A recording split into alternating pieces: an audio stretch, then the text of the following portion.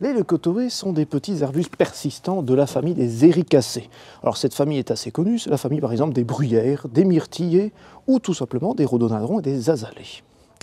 Ces arbustes sont originaires à la fois d'Amérique du Nord, c'est le cas des leucotoées axillaris comme cela, et des leucotoées fontanieza, et sont aussi originaires de l'Asie, c'est notamment le cas de quelques autres espèces, comme ici par exemple les leucotoées Keskei.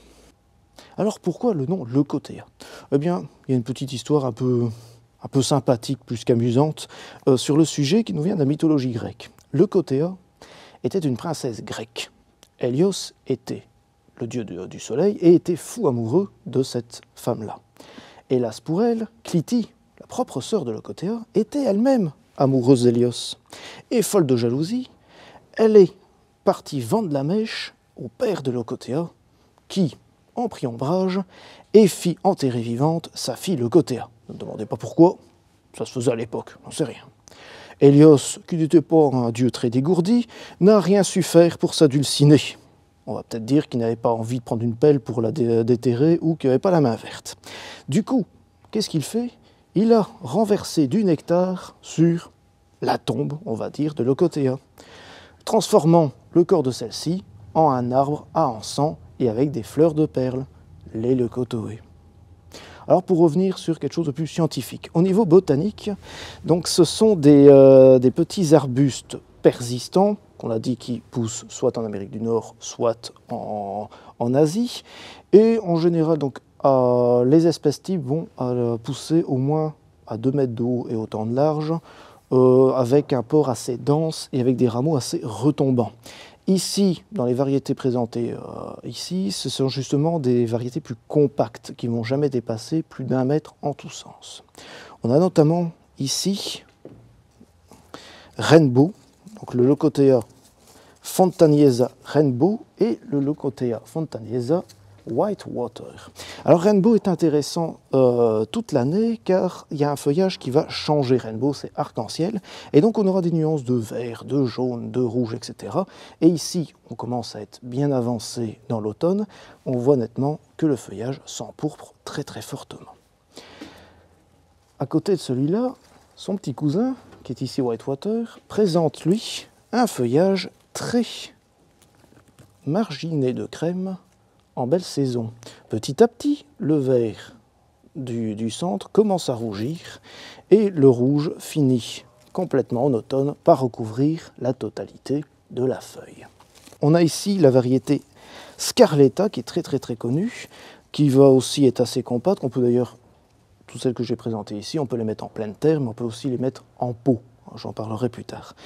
Ici, Scarletta est pas mal aussi car le feuillage s'empourpre lui aussi en automne pour rester un peu rougeâtre comme ça pendant tout l'hiver. Sortons un peu de cette espèce-là pour aller sur les leucotoées axillaris. C'est un vrai petit bijou à mettre en pot sur une terrasse ou près de la porte, etc. C'est vraiment un très beau leucotoé. C'est curly red. Et on voit pourquoi, regardez ici, les entrenœuds sont très courts et alors le feuillage est comme recroquevillé. Et enfin ici, un autre leucotoé qu'on a tendance à moins voir parce qu'il est plus asiatique, c'est le leucotoé Keskei Burning Dove, pardon, j'avais un petit trou.